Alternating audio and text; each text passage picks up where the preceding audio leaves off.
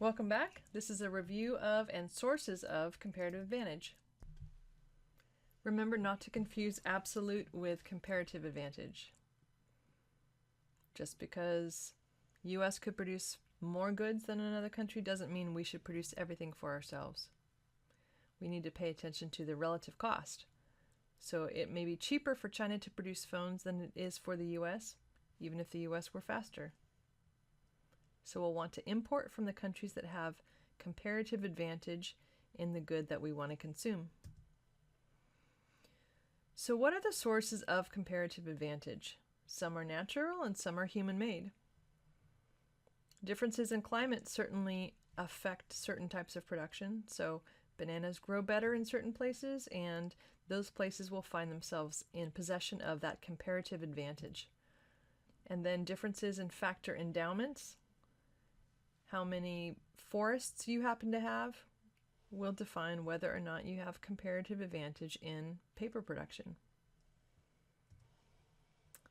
So factor abundance measures the quantity of the factors that you have, right? So how many forests do you have compared to machines or people? But then also, what is the factor intensity of that production? So how much labor is used compared to natural resources or machines in that type of production? So if what the world is buying right now is high-tech products, then the countries with lots of high-tech labor are going to find themselves in comparative advantage. We have these two guys to thank for that idea of factor abundance being an important source of comparative advantage. Heckscher and Olien.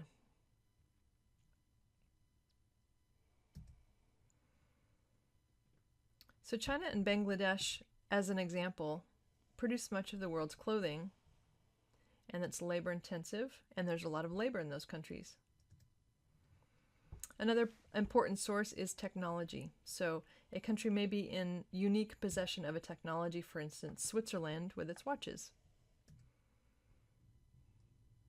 And this, of course, can be more developed, is more in the control of a country, unlike climate.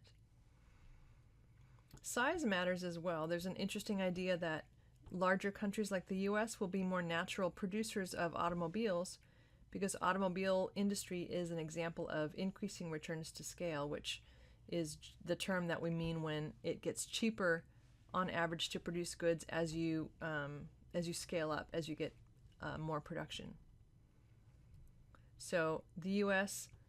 has a comparative advantage in automobiles, in aircraft, and things like that because it has the size to develop that industry at home and then trade with other countries who may be much smaller and have not produced at the scale that makes them an efficient competitor to us. And that can change over time. Hong Kong lost its advantage to Bangladesh as Hong Kong got better at other things.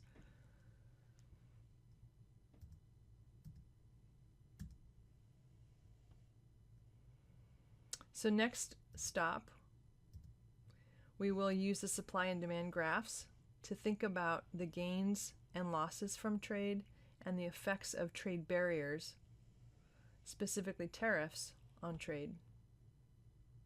See you next time.